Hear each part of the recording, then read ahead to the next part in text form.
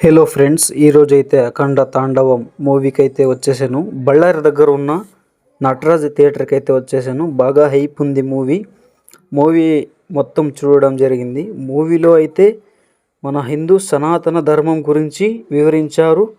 అలాగే వేరే దేశాలు మన ఇండియన్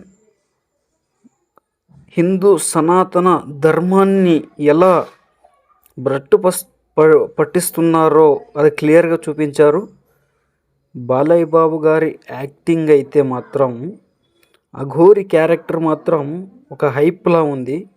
ఇక్కడ బాలయ్య బాబు గారు ఒకరిని కొడుతున్నారంటే అలా కాదు, ఆయన శరీరంలోకి ఈశ్వరుడు వస్తే ఎలా ఉంటుంది, ఆయన అఘోరి క్యారెక్టర్లో ఈశ్వరుడు వచ్చి పూనకం తెప్పిస్తే అది ట్రైన్ అన్న వెనక్కి వెళ్ళిపోవాల్సిందే.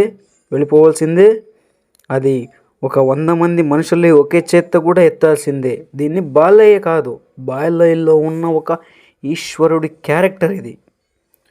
మొత్తానికి మూవీ మాత్రం భలే ఉంది. ఇంటర్వెల్ సీన్ మాత్రం మామూలుగా లేదు. కానీ మీరు ఓవర్ అనుకోవచ్చు, దీంట్లో లాజిక్ లేదు, ఏం లేదు. లాజిక్ కాదు, ఇక్కడ దేవుడు, ఇక్కడ ఈశ్వరుడు ఉంటే దానికి లాజిక్ అవసరం లేదు. ఈ సృష్టిని పుట్టించింది ఈశ్వరుడు. ఇంకా బీజిఎం, బ్యాక్గ్రౌండ్ మ్యూజిక్ దాని సంగతి వస్తే తమన్ గారైతే బాలయ్య బాబు గారికి ఏమాత్రం తగ్గడు. కానీ స్పీకర్లు మాత్రం పగిలిపోతాయి, ఆ మాత్రం ఉంటుంది బీజిఎము.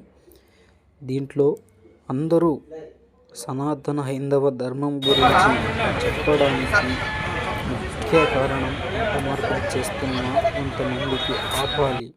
హిందూ ధర్మం అంటే ఇండియా. మూవీ మాత్రం బ్లాక్ బస్టర్. జై బాలయ్య.